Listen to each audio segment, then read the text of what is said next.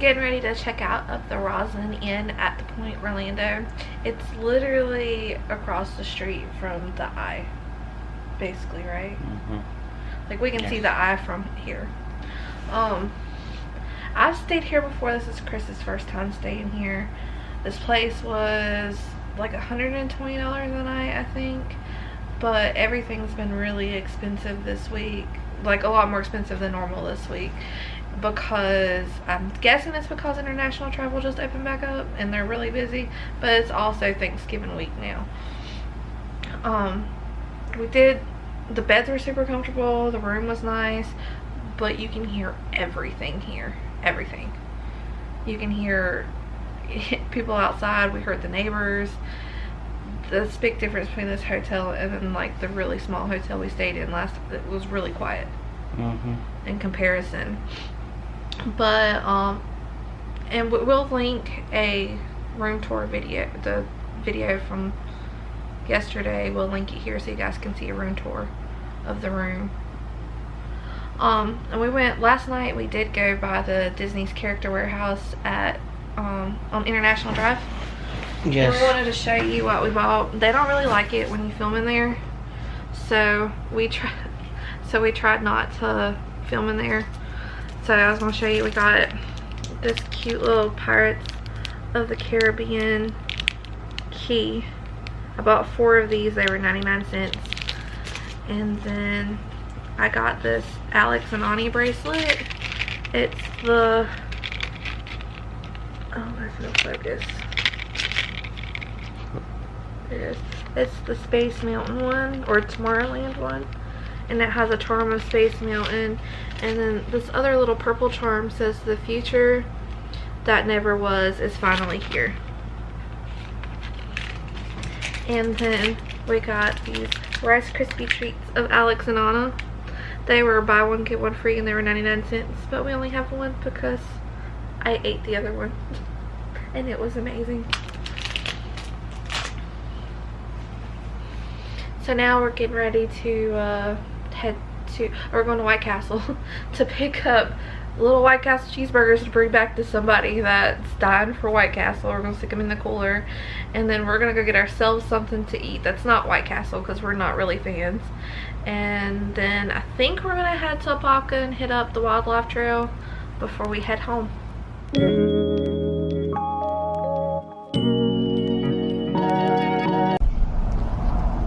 We're at the Lake Apopka Wildlife Drive in Apopka, Florida.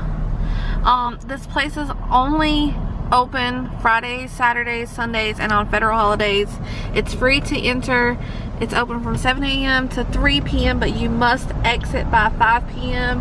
and it is 11-mile one-way street, so make sure you have gas if you come down here.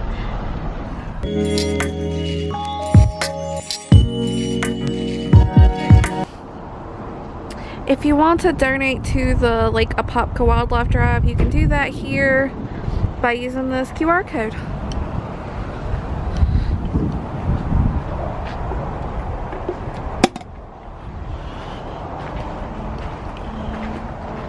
Talks about the plants and the common wildlife, and there are QR codes for each one, which is really cool. Here's the raptors and more of the plants.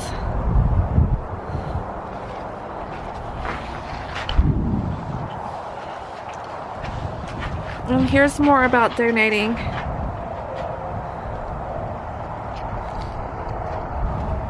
Miles per hour. Here Directional is signs are located along the route, and gates will be. Here's the QR code you use to watch or to listen to the audio tour that tells you stuff about the area or whatever.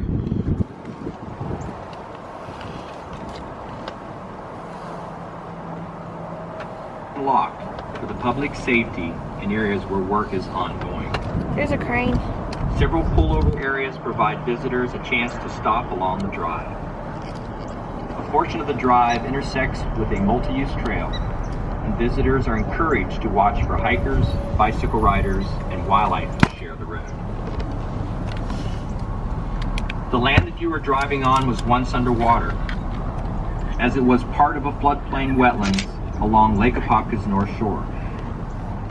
Water quality and fish and wildlife habitat within the lake, and also the upper Ocklawaha River Basin. While these public lands help protect water quality and storage, they also are home to a wide variety of indigenous flora and fauna. We ask that you do not interact with or remove any plants or animals. Do not go into the fields or canals, most of which have very steep banks. Because large alligators are abundant, all pets must be kept on a leash and not allowed to run freely. It's a pretty little bird. Also, remember to drive slowly to avoid harming any wildlife, including turtles and snakes, with whom you share the road. If you have an emergency, please dial 911. For immediate wildlife concerns, including a wildlife crime in progress, please call the Florida Fish and Wildlife Conservation Commission at 888-404-3922. There's a couple of different birds there. For non-emergencies, please contact the St. Johns River Oh, I Water didn't even Management see that guy over there. at 386-329-4404. So here's the map. And there's a bird checklist here. And a drive guide you can pick up here. And there are bathrooms. Well, it's a bathroom. It's just a porta-john. But yeah, here's a checklist where you can see, because we get a lot of birds here, so you can see the different types of birds.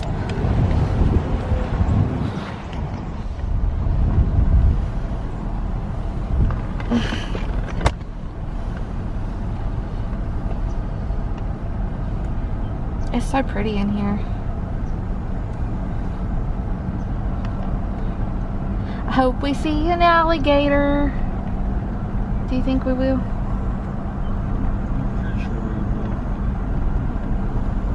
And a turtle. A turtle would be cool. We saw a turtle yesterday. There's some kind of little ducks.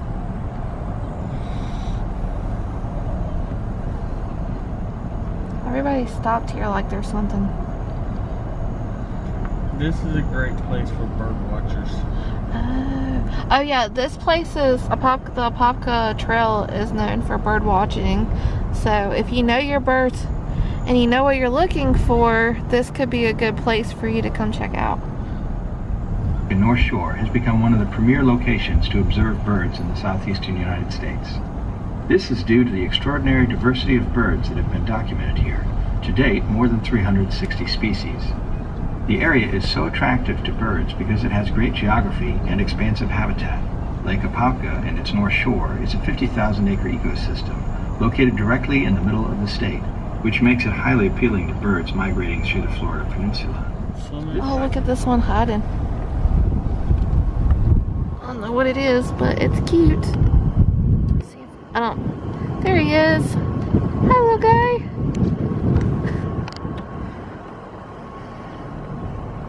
There are a lot, like a crazy amount of birds in here. It's awesome.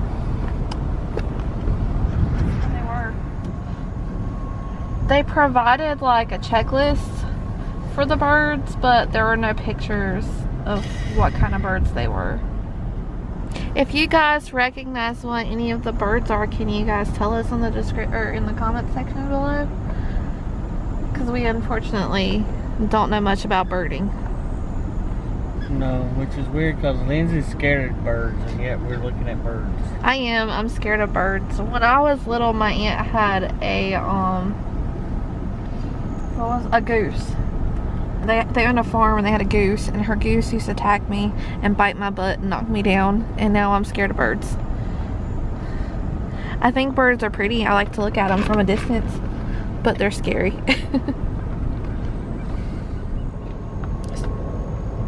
Is that a log? Or a gator? Right here? Here's a gator. There's an alligator. We saw the first one. Want to take a picture? Yeah, I'm zooming in with this camera real quick so they can see them. That's our first alligator of the day. Supposedly there's a lot of them out here, so hopefully we'll get to see more than just the one. Thank you for holding the, I think there might be another one up there. We'll see when we get closer. They finally see it. The people behind us? Uh-huh. Oh yeah, he's moving, you see him? Yep. I don't know if you guys can see him yet. We're not close enough. I'm gonna zoom in though. There's an alligator swimming right on the edge right there. There he is. Or she is, I'm not sure.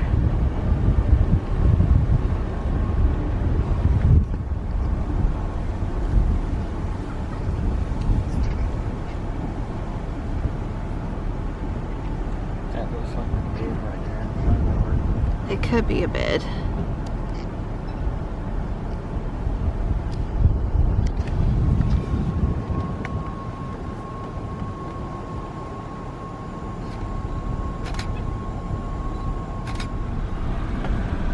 I think that's a walking trail over here. So there's like a little walking trail or something over here. Oh no, it's just a little place where you can go stand and look at the birds. And you can go swimming at. I don't think swimming's allowed.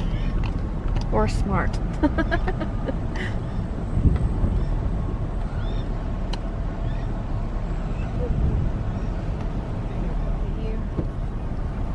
Do not feed the alligators.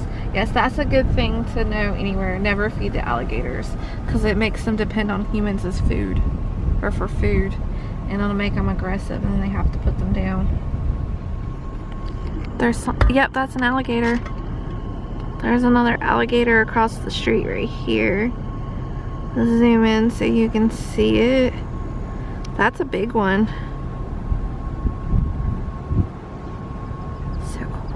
Sunbathing. Yep, getting some sunshine. So actually I was mistaken. That gator's not really that big. For some reason, the camera does not want to focus on it.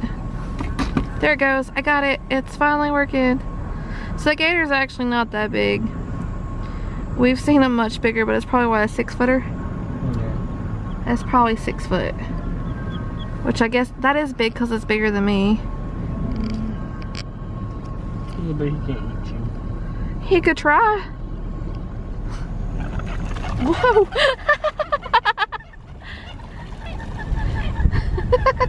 Did you scare him? I don't know what scared him. But that was fun. Is there a gator at your door now? I don't see one.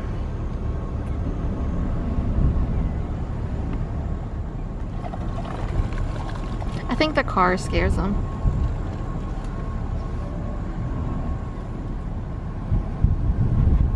There's some dead cattails.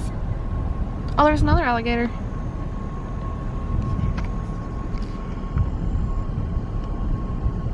There's another guy sitting over there.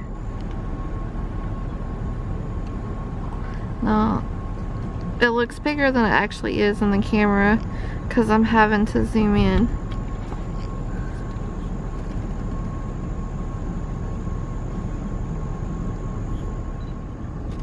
I love alligators. I think they're adorable. I think it's because I like dinosaurs and they're living dinosaurs. Crocodiles and alligators are definitely living dinosaurs. If you come down here, I would advise that you plan for an hour or two to be on this road because people stop a lot. It's like Cades Cove where people stop a lot. We got here at 2 and it's already 2:42 and we've not made it very far yet. I think this would be a good place to like pack a lunch and like some drinks and snacks and just plan to spend a couple of hours driving through and looking at stuff, especially during the winter time when there's lots of birds here. Oh, here's another spot that tells you about the common wildlife. It would be so cool to see a bobcat. Oh, there's a, I'm gonna grab one of those papers.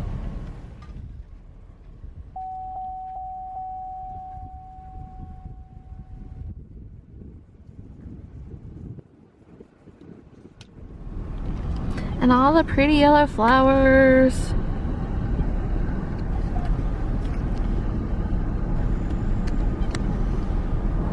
There's some turtles over here. I think it's turtles. I'm not real sure. Are you a turtle or are you just green stuff? I think it's just green stuff and I'm crazy, y'all.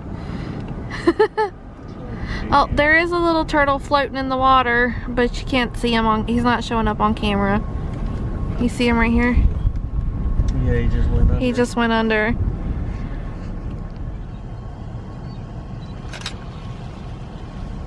The birds are just swarming, it's amazing.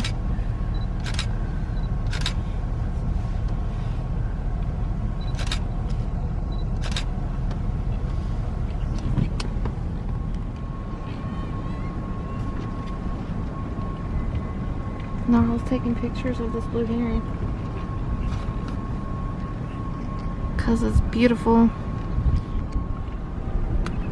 That's also a good tip if you're down here and you want to get a good look at the birds and stuff. Make sure you bring your binoculars with you because some of them are pretty far away, especially if you have a good set. Habitat. The large structure on the shore is called the pump house. The pump house was originally used by farmers in the 1940s to drain the North Shore, pumping water into the lake to dry out the land and make it possible to farm. During the years of active farming, the fields around you lost about 1 foot of elevation per decade through a process called soil oxidation. As the soil oxidized, it released phosphorus and exposed residual pesticides. Today, the pump house is still in use, but with a different goal. The state's 4th largest lake was once a world-class bass fishery, but impacts to the lake over many decades led it to be named Florida's most polluted large lake, following a century of abuse that began in the 1890s with construction of the Apopka Canal. Compounding the problem was decades of residual agricultural pesticides, fertilizers, and treated wastewater discharges. These events led to a substantial increase in nutrients, primarily phosphorus, entering the lake, which triggered a chronic algal bloom, and Lake Apopka's waters turned pea green. The green water did not allow enough light to reach the plants that live on the lake's bottom, and eventually these submerged plants disappeared. Without this critical habitat, the bass population that Lake Apopka was famous for also disappeared. With the bass gone, dozens of fish camps, some of Central Florida's earliest tourist attractions, closed their doors.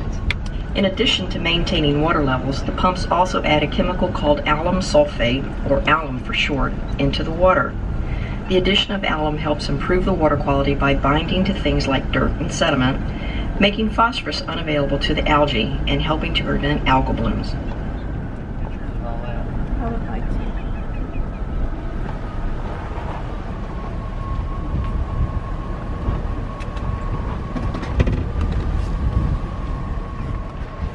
Here's all the invasive exotic plants, the aquatic plants that live here, the waterfowl.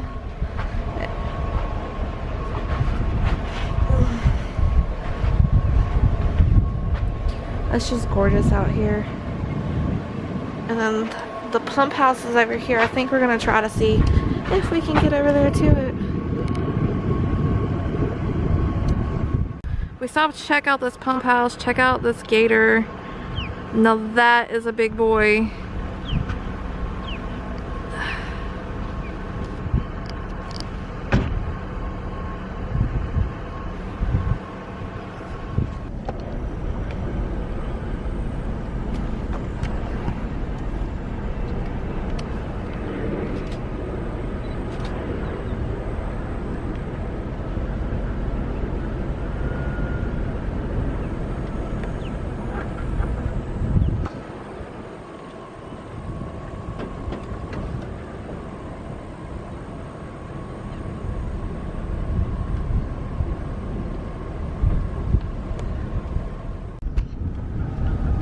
there's two ways you can go whenever you come up to where the pump house is.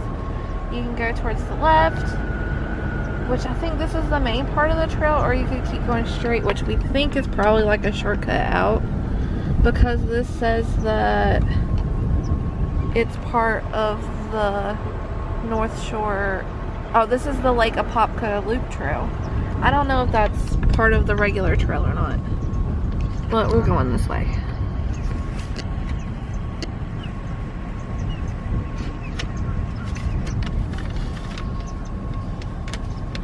Or do you want the one with the map?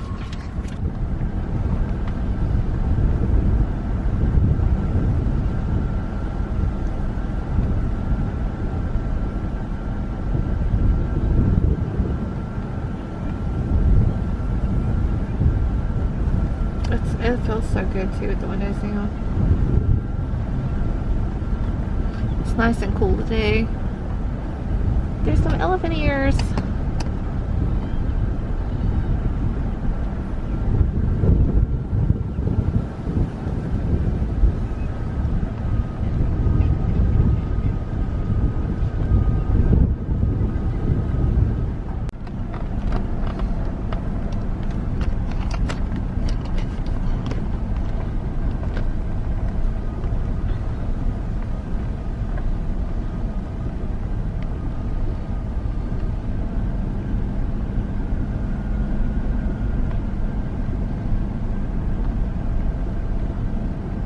I think we took the shortcut on accident, because right here is where I don't know. This is stop 5. That's the alligator stop.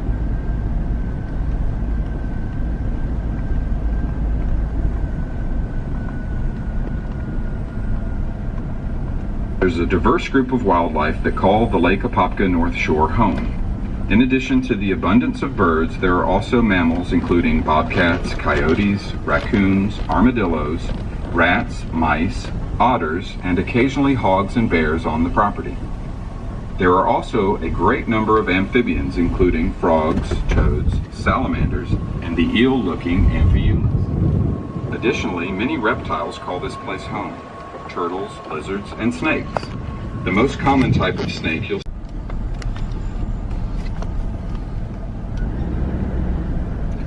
we got a big portion cut off.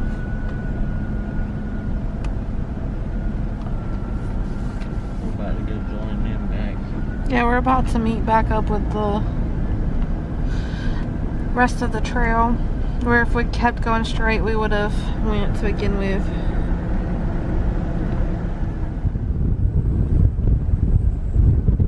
Lake Apopka's North Shore was drained in the early 1940s for farming to support the war effort during World War II. Farmers constructed levees, mainly to drain land for farming carrots, corn, and other row crops.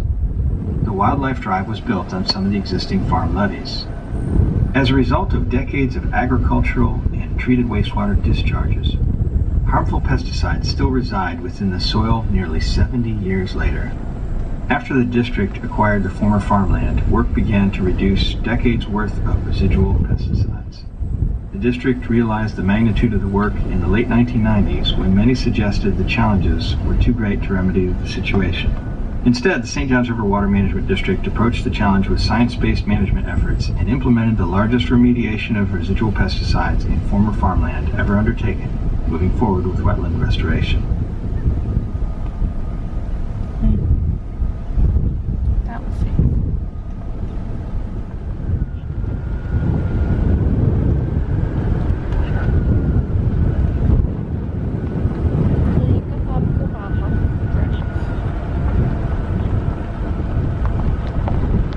There's one of the pumps.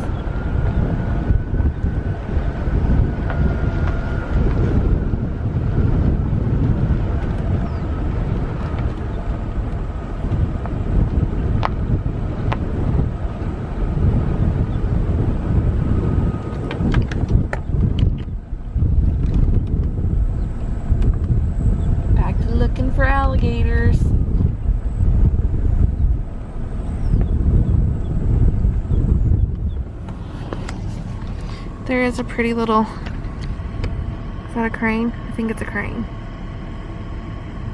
Y'all correct me if I'm wrong. Hang on.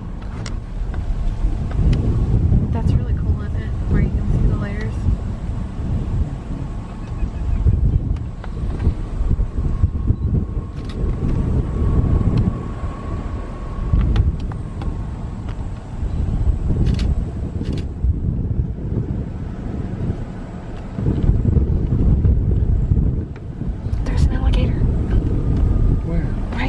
Water.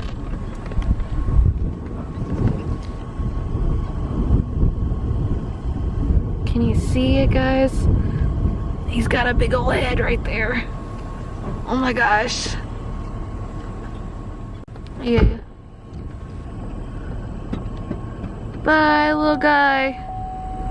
You weren't little. That he had a huge head. I couldn't tell how big it was. All I could see was his head. We're coming up on another alligator over here.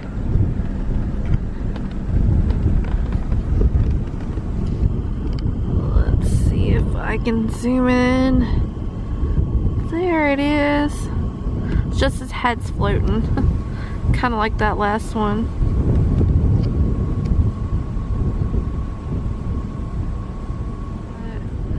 This gator's kind of turned and you can see his eyeball now.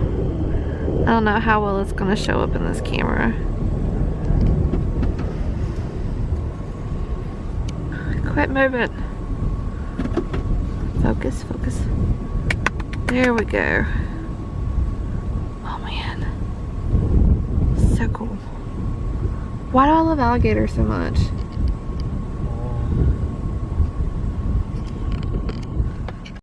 No, it's one sunbathing. How cool. See the whole thing up there on the hill. So this is like Alligator Alley basically. Pretty much. So we have another gator over here sunbathing. Oh man. Oh mama, look at this guy. There's a baby one up there. Oh, and then there's a smaller one up a little bit farther. Check you out, guy. You are just living your best life up there, taking a nap. Wow. So cool. That's amazing. You're just stunning. I like the alligator. Are you peeing?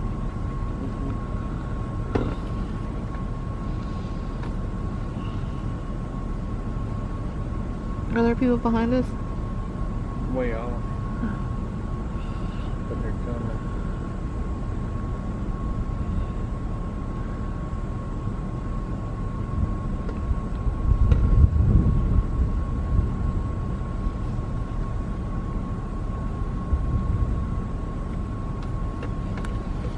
Look, Chris's crazy butt got out. Hang on. Let me zoom out. Look, Chris got out and is hanging out across the water from this alligator. Because he's an insane person. I hope you can run really fast, babe. I only have to outrun you. I'm not getting out. Bye-bye, gator. I bet your tail tastes good.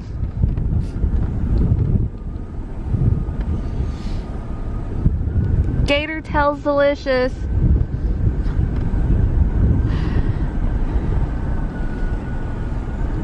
And then we got a smaller one coming up in just a second. Sunbathing as well.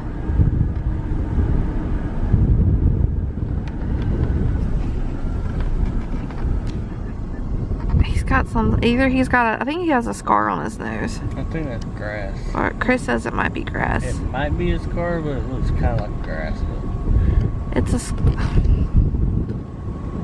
he's got some grass on him.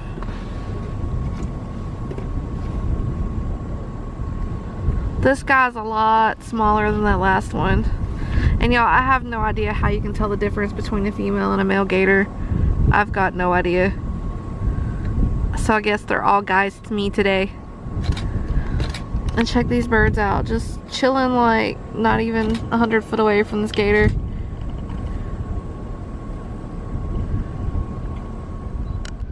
So there's a north spur and a south spur, and there's like a little picnic area over this way and some bathrooms.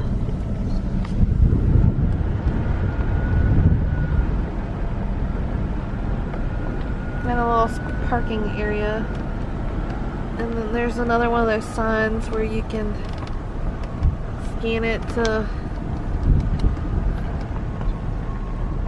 That's a pretty nice little picnic area. There's another alligator.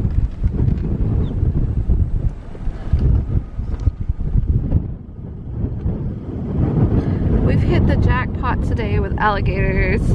Check this guy out. Hi there.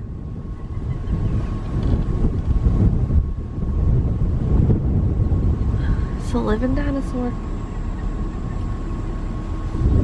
That's not a very big one. About the same size. Chris finally found an alligator on his side. Let's see if he can zoom in and catch it with the camera. There it is. You can kind of see it.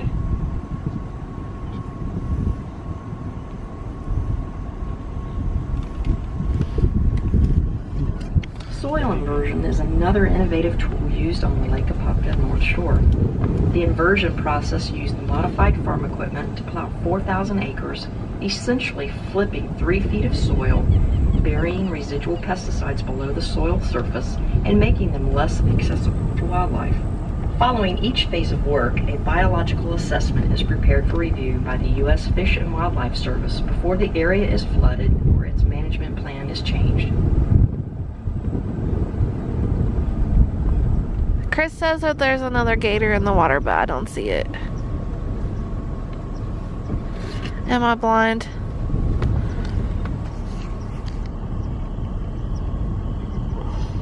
Yeah, it's moving. You see the green? There, go to your left, right? Nope, too much. Right in there. Oh, I see it. There is a gator swimming right in the middle of those birds. I got an eye for gators. Playing. So cute.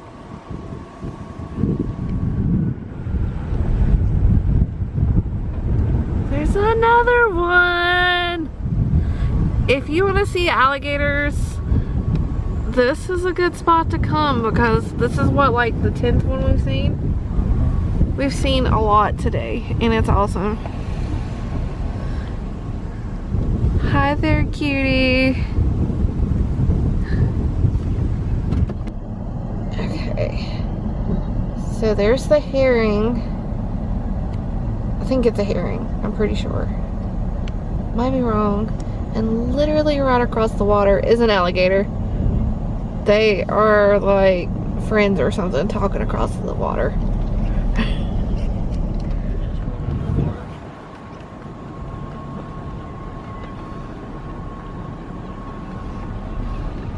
The alligator went under right about there.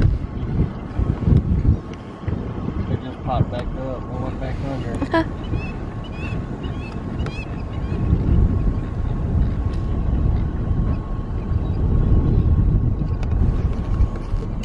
We've definitely had good luck with the gators today.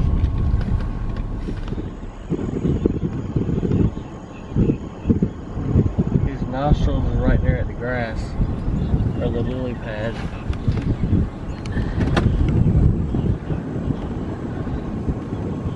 Yeah, that's the top of his head right there. There's another one.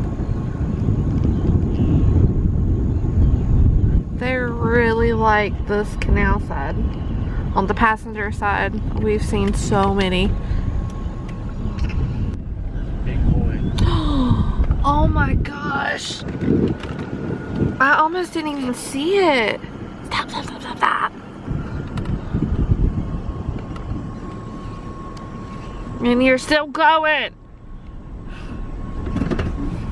Well, sorry, I'm trying to get in front of him so you can look at his face. Well, I wanted to get a picture from beside him. Well, there's a bridge up there you can go across and I can get a picture of you beside him. That is not what I meant. You know it, butthead. Check out this guy over here. This is probably the biggest gator we've seen today. No.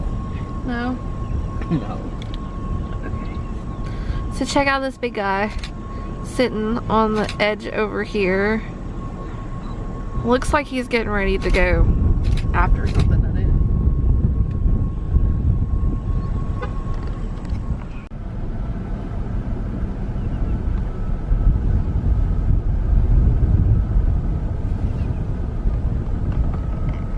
There's another one.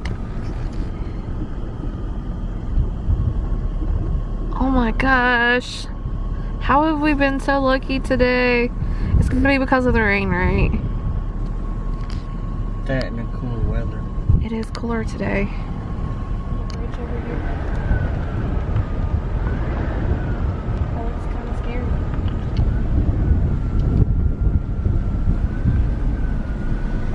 And here's where they keep the aluminum sulfate, which they said that they were using to help with the phosphorus, right? When we were listening to the road tour. Alright, a couple of things we wanted to tell you about the Apopka Wildlife Drive while we're heading out. First of all, one thing you should know is this is not a paved road through here. It is a dirt road, as you can see ahead of us. It is very well maintained though, and I don't think that you would have an issue with a car or a two-wheel drive vehicle as long as it's not really wet. If it's super wet, you might have a hard time if you like try to pull off a little bit, because I think the shoulder could get really wet. But I think the road itself is probably gonna be good for any car. It is free to do the wildlife drive here in Apopka, but it's only open Fridays, Saturdays, and Sundays. And it's also open on federal holidays. But the wildlife drive opens at 7 a.m. and you cannot enter after 3 p.m. and you have to be out of the wildlife drive by 5 p.m. Winter time is the best time to come if you want to bird. We definitely recommend that you listen to the audio, the audio tour. We learned a lot of information that we absolutely would not have known if we hadn't have. And there's a lot of alligators. Supposedly there's bobcats and bears in this area. We didn't see any of that. We didn't see any signs of that. But we did see a lot of alligators and a lot of birds. There is a checklist that you can get. I think you can print it off the website. Also, I was able to just pick one up. But if you don't know what the birds are, you're not gonna know how to, like, which ones to check off. So that's another thing to consider. And anything else you want to add? No. I think you covered it. So we definitely really enjoyed this. That I don't think you'll be able to do the whole thing in one day because there are quite a few turns. Oh yeah, there's a couple and they're all one way, so you'd probably have to start back over at the beginning to hit a different path. Yeah, there's quite a few places where the path diverges. So like you would choose to go left or right. And I'm sure it's a different experience every which way you could go. Like Chris said, I think if you wanted to do all the paths, you'd have to, well, if you started at 7 a.m. you could probably do them all. You know, if you started early. Yeah. But it took us almost 3 hours to get through. But we did stop a lot. We stopped a whole lot.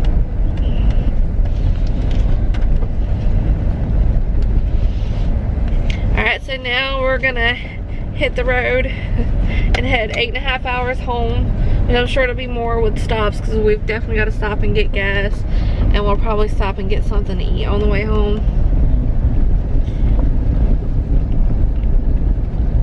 Anything else? Way to help reduce the amount of nutrients that run off into nearby water bodies.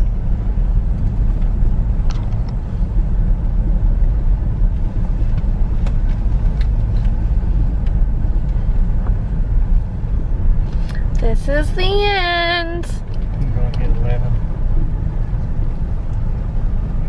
Oh, shoot. I'm trying.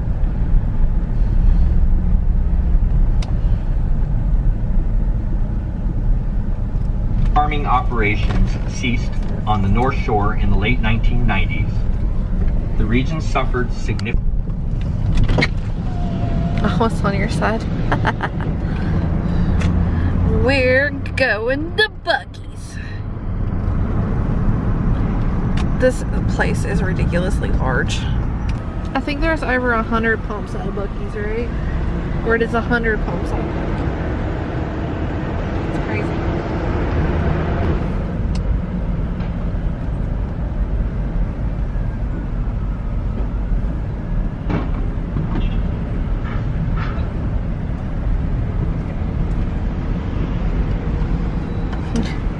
It's a pink lemonade van It's a Smirnoff. at the Buc-ee's.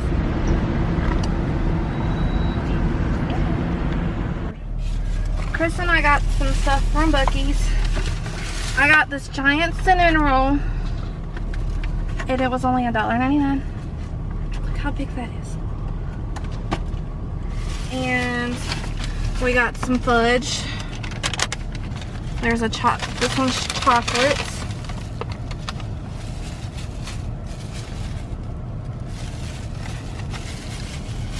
Hopefully she likes it, but she didn't sample it. How do you mess up chocolate fudge? Chris got, is this butter pecan? No, this is tiger Butter, butter. which is vanilla, Peanut chocolate, and peanut butter in the center. It smells very strong. I don't know how much the fudge was. I'll look at the receipt in a minute. And butter pecan? No. Praline. Praline, creamy praline, Creamy praline fudge. or chewy praline. Some kind of praline. And let's see what else we got. Got some kettle chips. Beaver chips. Beaver chips. They were $1.29. They're really crunchy. I got this cute Buc-ee's magnet for $1.99. I collect magnets.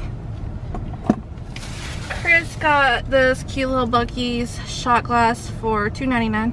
He collects shot glasses. And we got this tortilla wrapped sausage that's amazing. And I got some mustard to go with it, but I don't know where I put it.